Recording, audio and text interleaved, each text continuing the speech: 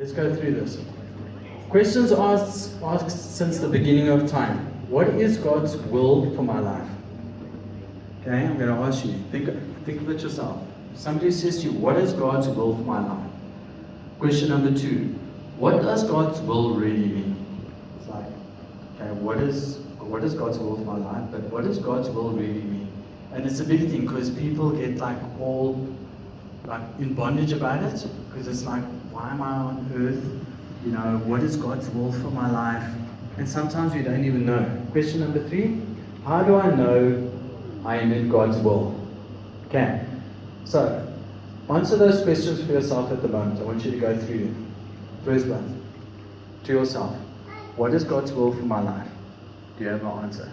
Think about it. What does God's will really mean? Do you actually really know what God's will means? Okay. And how do I know I'm in God's will? Because you need to know you're in God's will, right? Otherwise you're out of God's will, and that's supposed to be a bad thing, right? If you're not in God's will. Right? Okay, cool. So let's go through this. What is God's will for my life? Last time I spoke to you, who can remember what I said? Last time I spoke, what was my message about? I have a right to be here. Okay. So last time I spoke to you, I said that you have a right to be here. Okay? So when you're born, what happens is God puts a tick next to your name and says, I'm going to put life into you and I'm allowing you to be on earth. And I told you that there's Prince Henry and Prince Charles, okay, and they were born into royalty. Okay, did they choose to be born into royalty? No, they just got lucky, right? They were born as royals. So now they have endless amounts of money, butlers, face massages, their nails, Botox and whatever, and Xbox and all of those kind of stuff. Why? Because they're royals, okay? So they have a right to be royals. Why? They were born into royalty, okay? You have a right to be on this earth. As much as the person next to you. Sometimes in life we think that we're doing so bad and everybody else is doing so good, and I've done stuff so wrong and things are going absolutely bad, but you need to remember that you have a right to be here. Not because of how good you are, not because of what you've done, nothing. God said to you, I'm going to allow you to be born, and you have a right to be on earth. Okay, so he puts a tick next to your name. Alright. John 6 verse 63, the Spirit gives life, the flesh counts for nothing. So who gives the life? The Spirit. Okay? We learned earlier in the year that Jesus is seated, God is in heaven, Jesus is seated at the right hand of the Father, and who's here on earth? The Spirit. So the Spirit gives life. So the Spirit ticks your box. I know sometimes people get born in funny circumstances. It doesn't matter. Unless God allows life to be here, it's not going to happen. So you have a right to be on earth, and you have a right to be part of all the good stuff that happens just because God said so. Okay? So what is God's will for my life? You have a right to be here. Psalm 139 verse 13, for you created my innermost being. You knit me together in my mother's womb. I praise you because I'm fearfully and wonderfully made. Your works are wonderful. I know that full well. So I also said that God built you specifically in a specific way. You are tall for a reason, or you are short for a reason. You have a little bit more weight than other people for a reason, or you're skinnier than other person. You are a specific nationality for a specific reason. You are a specific race for a specific reason. So God has built you in a specific way because He has a purpose for you. Okay? So we still get into all of this is going to lead into what is God's will for my life. What did Sir preach on last week? Can you guys tell me? Anybody here? Don't drop Sir now, guys. Here's your time. What are some of the things he said? Who said that? Otherwise, go sharp. Yes, you matter. Okay, didn't Sir say that?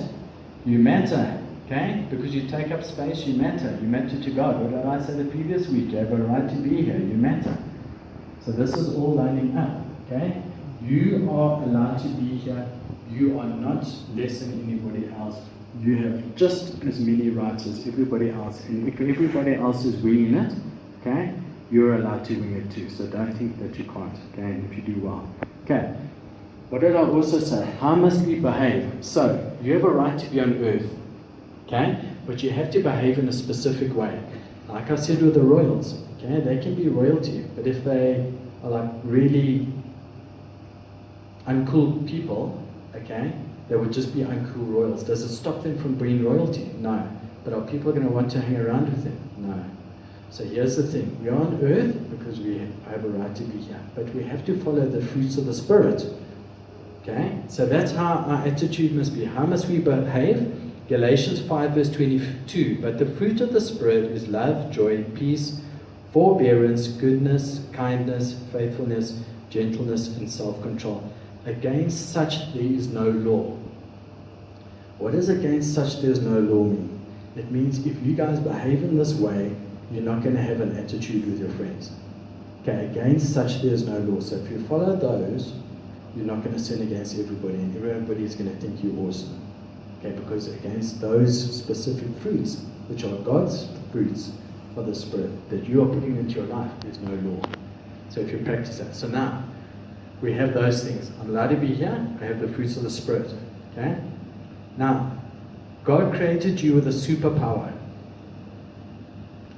Did you know that? You are created with a superpower as a human being that animals don't have. But you have, as a human, you have a superpower. Does anybody know what it is? Communication. Yeah, okay. Okay, anybody else? You have a free will. You have a free will. As a human being, listen, you have a free will. Animals act by instinct, okay? Animals don't really make decisions. They'll see something, they either get frightened, they don't go to it, or they act out of habit. But you guys, as human beings, God has given you a specific superpower, which is a free will, and He's given you the ability to choose. That is your superpower. Free will and an ability to choose. You can choose whether to do something or not to do something. You can choose, you have the choice to do it. We can make you make it, people can make you, they can torture you to do it, but at the end of the day, you guys have a free will. So what does that mean? Genesis 3. God didn't build Adam and Eve as robots. So in the Garden of Eden, okay, God made Adam and Eve, alright? But He didn't make them like robots. He didn't say, you will pray to me all the time. He could have programmed them like this. He said, you will love me, you will honor me and worship me, and they could go around and they could be like super Christians. No, He didn't do that. He said, you guys have got a free will. And how did they use that free will? In fact, they ate the forbidden fruit, right? So they chose to do that. That is your guys' God-given gift to humans, that you guys have a free will and you are able to choose. So, how does this say what is God's will for my life? So what is God's will for my life then? Now therefore, fear the Lord and serve Him in sincerity and faithfulness. Joshua 24 verse 14. Fear the Lord and serve Him in sincerity and faithfulness. Put away the gods that your fathers served beyond the river and in Egypt, and serve the Lord. If it is evil in your eyes to serve God, listen, if it is evil in your eyes to serve God, choose this day whom you will serve. There's that word choose. Choose this day whom you will serve, whether the gods your fathers served in the region beyond the river, or the gods of the Amorites, in whose land you dwell. But as for me and my house, we choose to serve the Lord. Okay, so what is God's will for my life?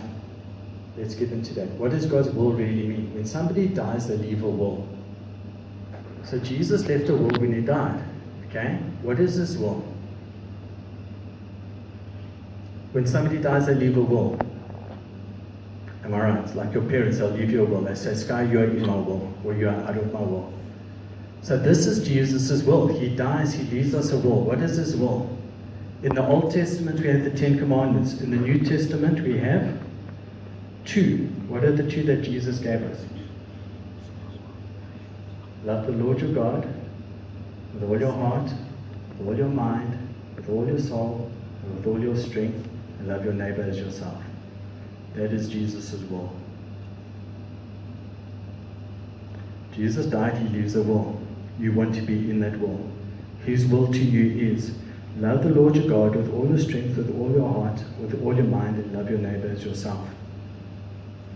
So God's will for you is just that. God's will doesn't necessarily mean that he wants you to be a teacher. God doesn't necessarily say that he wants you to live in South Africa. What is God's will? God's will is that you love him. So God doesn't put conditions in yourself and you say, my will for you is I want you to be an accountant. Okay, there's over 1 million different job types. So here you are, you're a student, okay? You're nervous because you're going to miss God's will for your life. God wants me to be an accountant or whatever, or I feel I need to be an accountant. Guess what? You've got 1 million jobs to choose from. Is it easy to get it wrong? Yes. That's not God's will for your life. God's will is that you love him, that you're a Christian, that you honor him and you worship him. Do you guys understand? How do I get into his will? By being a born-again Christian.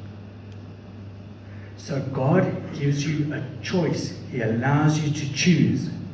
Choose if you want to stay in South Africa. If you want to run away and immigrate to America, can I do that? Yes, I can. Why? Because I'm still in God's will. What is God's will? That I love him with all my heart, mind, and soul, and I obey his words. So God's will is not your job. I am a teacher. God's will for me is to be a teacher. But then I become a principal, so now I'm out of God's will. Do people have a right to change their jobs? Yes. So you cannot say that you are your job. You are not your job. You are a child of God, born again, blood washed, a citizen of heaven. Those things that I spoke to you about last week. Do you guys understand what I'm saying? So what is God's will? That you love him and honor him and you're a Christian and you obey the Bible and you will get all the benefits of the Bible. What does God's will mean? That you do those things, that you just stay in that. Do you guys get me? Okay, so God's will is not always something specific. Do you guys want what do you call those spoilers, like on a movie? Do you want a spoiler? Do you guys want a marriage spoiler? Do you want me to give you a marriage spoiler? Do you want me to tell you about marriage? Yes. How do you know? How do you know when you've married the right person? It's my will that I will marry Mrs. Rulofsson. So how did that happen? Well, it just so happens that we all live in South Africa and we stayed in the same town, Germiston, and we met each other. Now, what happens if on all the 6 billion people that live on earth, your wife lives in Thailand? What happens if your wife lives in Indonesia? Or in Antarctica? Or your husband, they're Eskimo? Can you please tell me how you are going to go and find that specific person? Apparently that God has said there's a specific person out there for you. Your will is to marry this person. My will for you is to marry this person. How are you going to get that right? You're not. So here's the spoiler. Okay? God will match you up with people of your own, people that you gel with. There's not one specific. God knows who you will marry in the end. Okay? He knows who you're going to marry in the end. But let me tell you, there's not one specific person out there for you. There will be when you eventually marry that person. That will be your person because they'll become a soulmate. But you can meet a whole bunch of people and they could be your potential husbands or wife, and there's no real specific person for you. There's no real specific job for you. What happens if you become an accountant and God wanted you to be a chemical engineer? What happens if you live in South Africa and you move to America because you think that's the way it's going to be and it didn't work out for you? So that is not God's will for your life. God gives you the ability and the freedom to choose what you want to do as long as you are serving God, you are praising God, you are carrying out His word, and you're fulfilling the fruits of the Spirit. Do you guys understand? Dominic. So I wanted to ask, when you divorce someone, like, okay, just, I don't know if this is irrelevant, but just want to ask, like, let's say you thought you found a soulmate, you married, boom, you have children, blah, blah, blah, and then you divorce. Was that his plan for you, or do you keep searching for the person? Do you get my point? Well, look, if you get divorced, you get divorced. Okay? But here's the thing. Look, guys, with everything there comes consequences. Can you drop out of school? Is it God's will for you to drop out of school?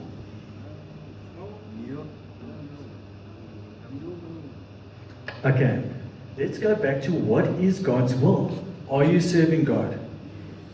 Are you born again? Have you gone on your knees at some stage and said, Jesus Christ, be the Lord of my life. I cannot make it my own. I understand that I need a God. I understand I have sin in my life. I know that only by your blood you can wash and set me free. And it's not by might nor power, but by your Spirit. And I want to be your son and daughter. Have you done that? Yes. Are you serving God? Yes. You drop out of school. Does that mean that you're out of God's will? No. Is it going to be tough for you?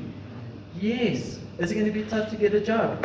Yes. Yes. But it's not against God's will. So I want to point out tonight. And next week I'm going to speak about why am I on earth and what is my purpose. So tonight I'm telling you about God's will. What is God's will for my life? So number 3. So we've gone through what is God's will for my life. What does God's will really mean? How do I know I'm in God's will? So I'll just recap on that. Number 3, how do I know if I'm in God's will? It's more doing God's will than being in God's will. It's more doing what God told us to do than being in God's will. So the question is not right. How do I know I'm in God's will? How do you know if you're in God's will? Are you born again? Yes, you're in God's will. But are you doing God's will? Are you doing the stuff that He asked you to do? So, if you're born again, you're in the Lord's will. There's things like the Great Commission. Are you going out? So Jesus gave us an instruction when He left earth. He said, go out into all the world and tell them about all the awesome things I've done and be my disciples. Are you doing that? Yes. So then you are doing God's will. Are you praising God? Are you honoring God? Are you worshiping God? So God doesn't want to tie you into a box and say, I want you to be a robot. You have to do this, you have to do that, you have to do the next thing. You will be this. And if you don't become a pastor or you don't become this, you failed. And when you get to 40 and you haven't yet found out what you do, you're a failure. No, it's not God's will for your life. God says to you, go out and be awesome. Serve me and honor me and do all the cool stuff I've told you to be. And go out and be awesome and make the choices that you want to make. And you know what? God will honor those choices. Sometimes the choices are not going to be good and it's going to be painful.